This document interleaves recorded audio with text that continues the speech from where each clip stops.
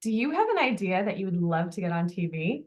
Hang around, you've got the perfect person on our show today to talk about it. Welcome to another episode of The Good, Bad, and Ugly of Business. I'm your host, Catryn Becker, and on this podcast, we talk to all sorts of different successful people so we can learn what they have learned that have made them so successful. Because all of us know that behind every successful person is a mountain of failures and learnings and different trials and tribulations that they have gotten through that has made them so successful on the other side. Because while a smart person learns from their own mistakes, a genius can learn from the mistakes of others. And I know all of you audience members there are geniuses and want to hear what you can learn from this episode. And this one is a doozy. The woman I have on for you today is a complete powerhouse of Hollywood. She is an Emmy-winning executive producer, a best-selling author. She has been in the business for over 30 years and now helps people bring their vision and dreams to reality. So Kerri Zane, welcome to the show. Thank you. Nice to be here. You have done so much in Hollywood, which is, there ain't no business like show business, right? And it is a business. It is absolutely a business. And I think it's something that for people outside of it looking in, they only see it for the entertainment purposes. But you know it from all the other different sides of it. So what is it about the entertainment business that is so hard and difficult for the people working, but you just keep coming back? What is that it has? It is addicting. It is my drug of choice. That's for I think, I've thought about that a lot, like what makes the entertainment industry so compelling for so many people. And I think because it's in all of our lives, we all go to movies, we all watch television. And so there's something very sexy about it. Whereas, if you were creating paint colors, well, you don't see that every day. Right. So yeah, I think that's what it is. And there are so few people that actually get to work in this business, and it's becoming a smaller and smaller group of people. So I think the competition behind it and the selectivity of it also has this sort of allure. Well, and I think it's also kind of misleading in how many people work in Hollywood. And, as you mentioned, it's getting smaller, but there's so many more people that are on a film set, a TV set, in the development of it. When movie ends, people leave the theater, but those credits, they are scrolling for a while. There are so many people that come into contact with creating, these 30-minute TV shows, to 2.5-hour films. So what is it like being part of that industry and not being the same level as like the glitz and glamour of maybe like the well-known actors that we only think of when we think of a TV show or a movie? Well, I think everyone has a very important job behind those people that you see on camera, and they couldn't do or be what they are and who they are without the ancillary people around them. I often think about writers, and I think they are sort of the most underappreciated people in our industry, because without their words, what would those people say, Yeah. or what would we be lighting? How would we be decorating a set? I mean, they create the template for everything you see. And I think that's probably why that writer's strike that happened in 2023 was so monumental and pivotal. Do you feel like the industry is getting back to that sort of footing? I mean, first we had COVID shutting everything down, and then it was like, okay, finally we're getting back, we're going to be getting new content. And then the writer's strike. What has it been like in 2024 to be in Hollywood? Honestly? Yes, please. It has not gotten easier. It's gotten more difficult, and it's very, very competitive. And I don't believe that those strikes opened up more opportunities. I think it just shifted, I think, how the financial structure of how those people were paid. It's sort of like they just changed the jigsaw puzzle, and I don't know that it was honestly an improvement. I'm not a writer. I don't get paid as a writer. I work in a completely different arena. Reality, unscripted is very, very different. So I can't speak a lot to what that experience is like. I'm just like an outside person looking in, like you could make the same assessment. Hmm. Well, that's interesting to think about because, there's people that think, oh, well, when you're in Hollywood, every famous person knows every famous person, right? Yes, that is true. I do find it funny when somebody will say, "Oh, do you know so and so? They worked on that film," and I'm like, "No." It's a very segmented business, and I think it is even from when I started to where it is now. It's become more compartmentalized. Hmm. Um, so I don't really know the film people, and the television and there's like different, even it breaks down to like there's the comedy and then there's the drama and there's game shows and so they're all like these little insular worlds, and within Hmm. that world a lot of people, but sort of outside that world a lot less. Well, lead us more into your world now. Explain a little bit about what it is that you do. Um, so I have, for the most part, for most of my career, worked in the unscripted arena. And I've done a lot in that area. As I said, it's become more compartmentalized. And so I have now gravitated towards doing more on the development side, which is the upfront creation and ideation of what a show will ultimately become. Hmm. So for me, it's to me, it's the most creative part. I love it because it gets my juices flowing, and I get to work with different people all the time because I dig into different worlds. In the reality world, I get to work, like one day I might be working on a crime show, and then the next day I'm working on a real estate show. And so Hmm. I feel like I know a little about a lot. That's kind of fun too, though, right? And for certain people, we're designed to be that way.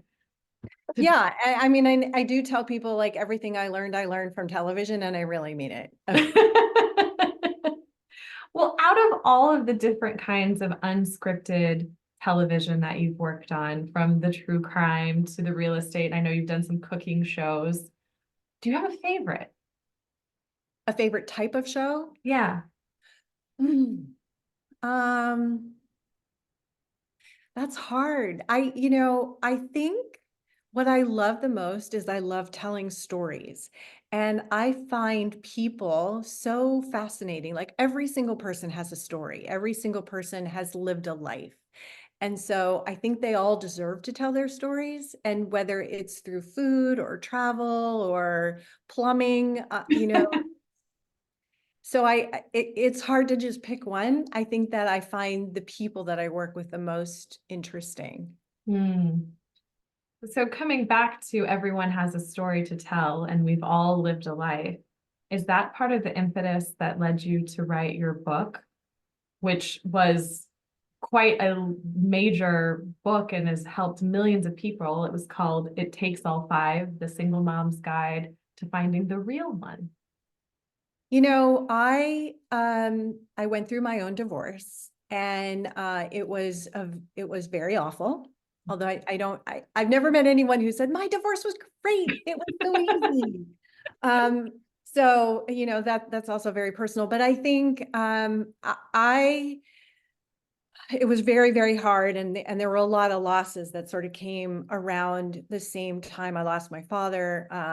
And so it seemed like something that I wanted to do and wanted to give back because I made a lot of mistakes in going through that process. And at the same time, I also went back to school and I got a master's in spiritual psychology from the University of Santa Monica. And Mm. I learned so much in that program. It was really incredible. And so a lot of what I learned, I infused into my book. And I really think that that helped elevate it and make it different so that the nuggets in there were more thoughtful. And it is very rewarding when people say, oh, I read your book and it really helped me and I was struggling so much. And I know that there are certain divorce lawyers who bought a whole bunch of them and they'd hand them out like candy to their clients. So I don't know if it was like a major bestseller, but you know what? I changed some people's lives and I helped some women, and I feel really good about that.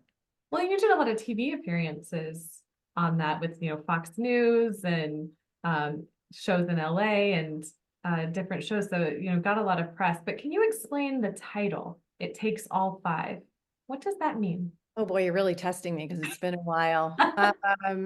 So I always thought there were, there are five aspects to who we are as humans. Mhm. Let me see if I can get this right. It was physical, mental, spiritual, um, sexual, Mm, and did I say physical? maybe Um, emotional? yeah. So that was the all five, so we Oh, have five yeah. fingers, we have five aspects to ourselves, and we have to take care of all five of those to be whole. And relating that also as you move on, if you go through a divorce and you move on and you want to have a new relationship, however that relationship manifests, you want to be able to have at least three of the five things matching with that other Right. person so that you feel like then you can, work with the other two, to make your Mhm. relationship whole. And so that was like the essence behind what that book was. But the first thing you have to do is take care of yourself Yeah. all the time. And I think we talked about this before, but as a mother, especially as a single mother, I think you get so embedded in wanting to take care of your children and yes, you have to take care of them first. It's like putting the oxygen mask on them first, but Right. you can't, no, it's putting it on you. You can't take care of them if you don't take care of yourself. You have to take care of yourself on all levels, like take time to meditate or, take time to go out and at least take a walk or take care of your body. I mean, if you're not there, what are those children going to do? Right. So, And it's so true. And I think about it every time I'm on a flight that they say it on every single flight. And that's how often we need to remind ourselves yes, yes. because And it's it's easy. counterintuitive. Being a mother, it's counterintuitive, but it Yeah, really is essential. it really is. I even saw something on social media, just it might have even been today. I don't know. Time is so goofy on how it works, right? But it was something of a mother had said something to the effect that she wouldn't die for her children. And all the other mothers came out and had different feelings about it, of like, how could she say that? And I thought, it's not as our place to judge whether or not she feels she would or she wouldn't. And Mhm. I've never been in that position where is it my life or theirs? I don't know how I would react. And it's just such an interesting thing as women on how we judge each other. But I think we judge ourselves probably the most harshly. For sure. I think we as men and women, we're very tough on ourselves. One of the things I learned in my program was that self-love that's the hardest. There was a class, it was 300 people, and they said, who can stand up in this room and say, I love myself?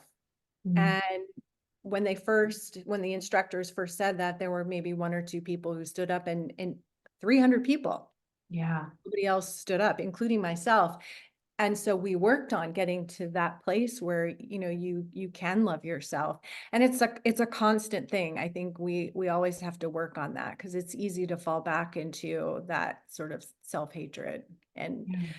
the world's not a fun place right now. There's a lot of anger and anxiety and conflict and like we have to be in this every day, like we have to be in the love for ourselves every day. Yeah, it really brings to mind the phrase inner peace, that Yeah. there's so much outer anxiety because there's not the inner peace. And that's a hard thing to cultivate. Well, Yeah. going back and kind of looking through your career and how it's evolved and changed, it's not easy to change. Humans aren't really set up to want to like change, even though it's all around us all of the time. How did you navigate moving through those different phases of your life? Hmm. Um, I Interestingly enough, and maybe it's because of the business that I'm in, but I'm very good at compartmentalizing also. Mm, Um, and so you kind of go, well, okay, that was that chapter. Now I'm moving into this chapter. And I also, firmly believe that when doors close, there are other doors that open, and what is behind that new door, it could be better than what was left behind. I think we constantly have to look forward and move forward. I also am very driven, very competitive.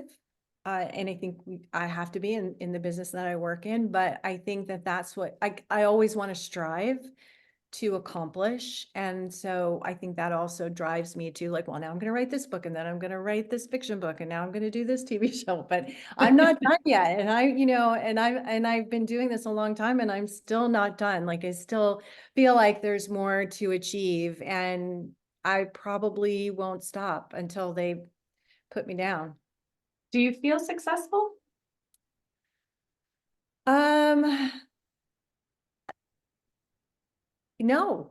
I think that there's more to be done. I know it's strange because I mean, I guess if I have to look back on it, I have accomplished a lot, through the years, but I still think there's so much more to do. Yeah, it's an interesting thing with like the phrase like high achievers and high performers. And I always think that for the people who are those high performers and high achievers, it's not a high achievement. It's just being. And it's for the people who are cut differently that are like, oh man, I could never do that. And it's a tricky trap, right? Kind of makes Yes. you think maybe, oh, am I doing something wrong? Is this not normal? Yeah. I think it's a mindset. And I know that there's some people who are like that. And it's interesting because sometimes I struggle with, well, if I wasn't like this, would I be happier? Like Mhm. if it was simple for me, if I was more, like I'm just going to do this 9 to 5, I'm not going to be an entrepreneur. I'm just going to do this job. And then I'm going to go home and I'm going to crack open whatever and, sit and watch TV instead of create TV. Would I be happier? And I mean, obviously it can't be that, but I don't know. I don't know. I would love to like do a side by side with somebody who's like that and go, are you happy? Well, I don't know. Are you happy? Do you want to be me? Maybe you don't want to be me. I remember once It sounds like a reality show. yeah, I know. I was developing this TV show once, and I don't know if you've ever watched public access television, but it's hilarious. I don't even know if it exists anymore.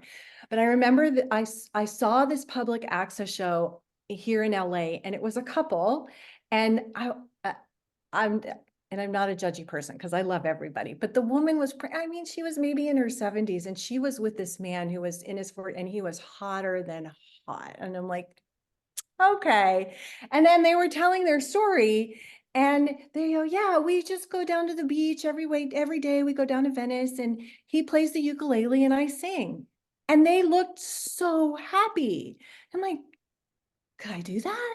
I- Why can't I do that? He's hot.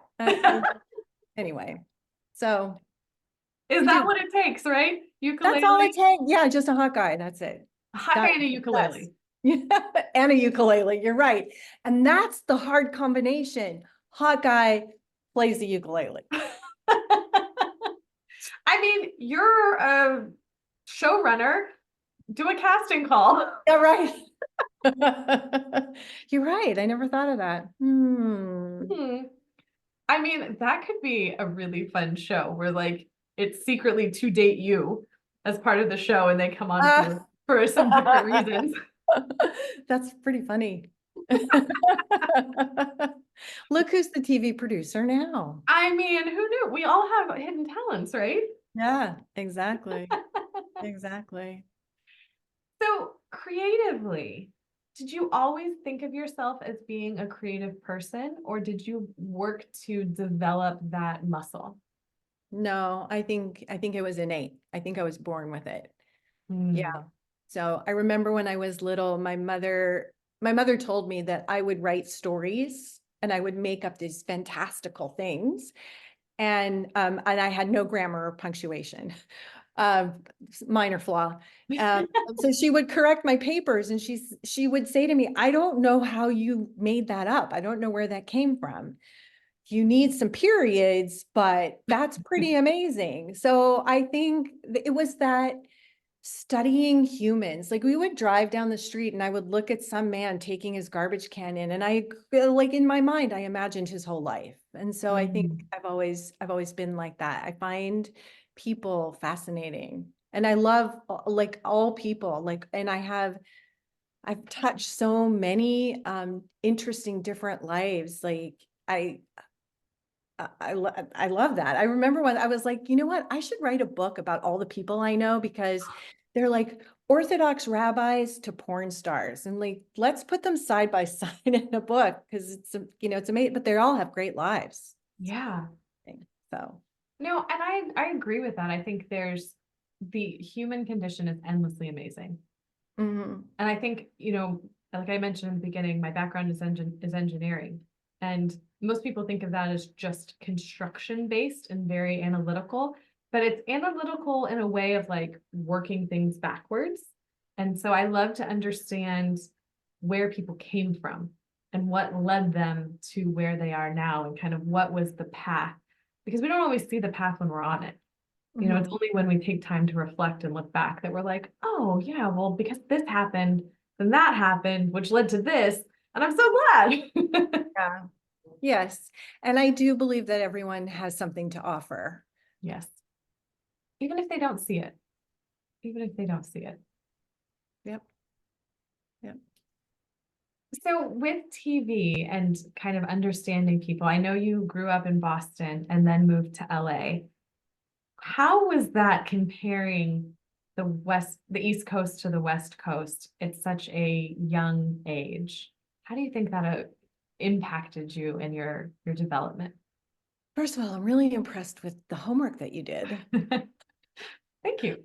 Yeah. I was 10 when we moved, so I don't know that I had that big of framework of comparison. I just knew that I was really happy even at that age to not have to be in the snow anymore. Mm. Yeah. So, So I live here in Houston, and we've had maybe a couple of snowstorms. And my kids always say, like around Christmas time, especially, of we want to see snow, mom, take us where the snow is. What can we do for snow?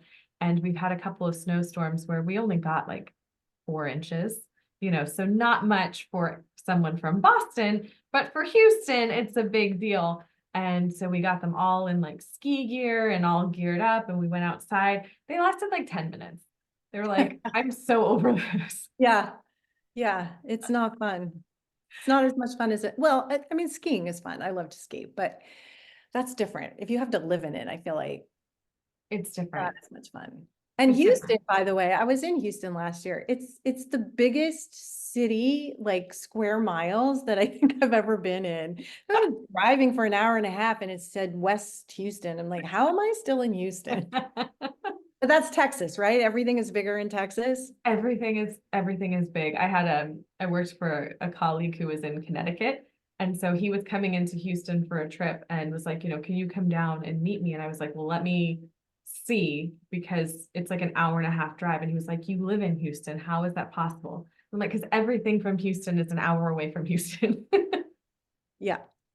But Yeah. I mean, you live in LA, like it's got to be very similar. Like, I know things aren't Yeah. far, they just take forever to get there. Yes, that's the difference. I have to go 45 minutes to get 6 miles. Oh my gosh. Do you think you'd ever live anywhere else, or is just LA's completely got your heart? You know, I often think about where else could I be? And I travel around the country and like, could I live here? I don't know.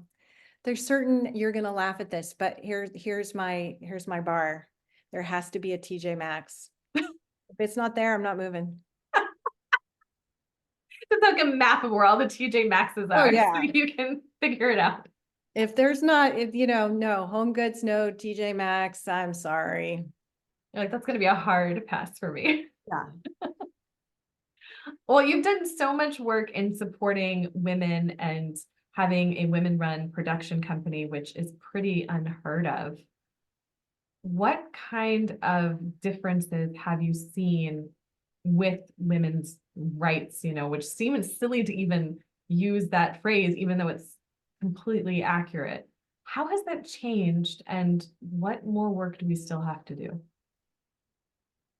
Yeah, we've made some headway. I think the Me Too movement did put a dent in the way that women were treated and how we're being treated now. But I still think that there's more to go. And I think there's a lot of actresses who would probably agree with me. Their financial standing with men is still not equal. Yeah. Yeah. It's not really equal anywhere, is it? No, I don't think so. And you know, in your business, it's probably the same. Just again, it's just like TV and entertainment is in your face. It's like in your daily life. Yeah. But are we different than the banking industry? I doubt it, honestly. Why though? I mean, no, I don't understand. The cosmic question. I don't either. I don't either. I don't know where I don't know. Mm. And it's so Pretty interesting. smart as a group, as a team. We're pretty good, women. Yeah, we get stuff done Yeah, and differently. very. Oh, well, I think that's going to be a question for us to dig into and a solution to create another time. Because that could be a whole extra episode of be like, okay, we're going to brainstorm this. We are going to break it down here and now. Yeah, exactly. We have to workshop that one.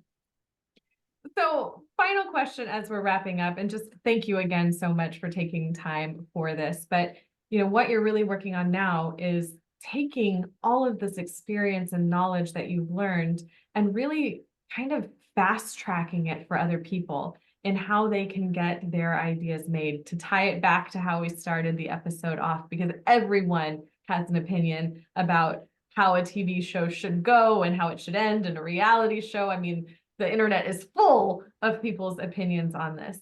So please, as we wrap this up, help us to understand how people can work with you now to take those ideas and bring it into fruition. Yeah. So as I said, I love people and I think people are fascinating and I think everyone has a story. And if there is someone in your vast audience who is like, I think I'm a TV show.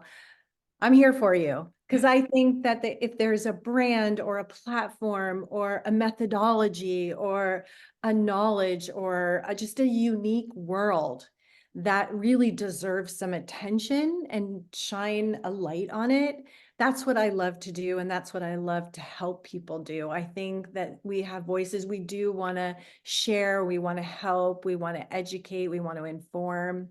And that's the fun of it, is getting those messages and then creating a fun little package and wrapping it up in a pretty bow and then delivering it to a wider audience, on a Netflix or a Bravo or a Lifetime or a Women's Entertainment. So I love being able to do that. And I do have a place on my website, which is my name. You're going to have it spelled, right? I will. Yeah. My mother spelled it funny. But there's a place there that if you do have an idea, you can submit it and we can talk about it and figure out how to move that forward in this world, in this industry. What kind of does that process look like for, they go to your website, which is KerriZane.com. And there's a place where it says pitch me, and there's a form they can fill out. Just so people can understand, because the fear of the unknown is a real thing. So even just getting up the courage to say, oh my gosh, I'm going to put my idea on paper and send it to someone who can actually do something. Lift up the curtain for us a little bit. What's the next step? Like, what could someone expect to happen once they do the scary thing and hits? If there is something there that, an interesting entry point or a world that is unfamiliar to the broader public, or some innovation, just drop me a note. Let me know what that is. It doesn't have to be a fully fleshed out anything. It could just, just be, hey, I'm doing this kind of therapy and I really help change people's lives in this way. And I have, I've changed 100,000 lives or, whatever that is. And then we can talk about it and we can figure it out. And I am pretty good at putting the wrapping on your bow. Because I've been doing this a really, really long time. And I think having been in the industry for so long and understanding what the networks and the streamers are looking for, it helps so that we can craft something hopefully that is more interesting to them, or unique, different than what's on the air right now.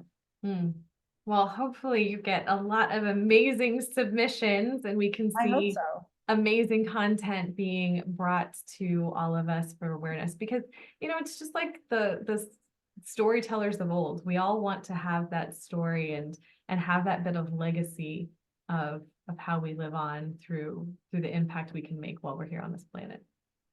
Yes, let's do that. Awesome. Well, Kerri, thank you so very much. I have truly enjoyed speaking with you and getting to, pick your brain. I mean, that's the best part of this show is I get to just ask all my questions and just be insanely curious all the time, which is fabulous. It is. It is. It's awesome. So thank you so much to the listeners. All of the information for Kerri will be in the show notes. So please make sure you go and check her out and take that idea, take that first step. It doesn't cost you anything. And who knows what could happen. So go pitch her, send that idea, and maybe your life could be changing right in this very moment. Until next time, everyone, take care.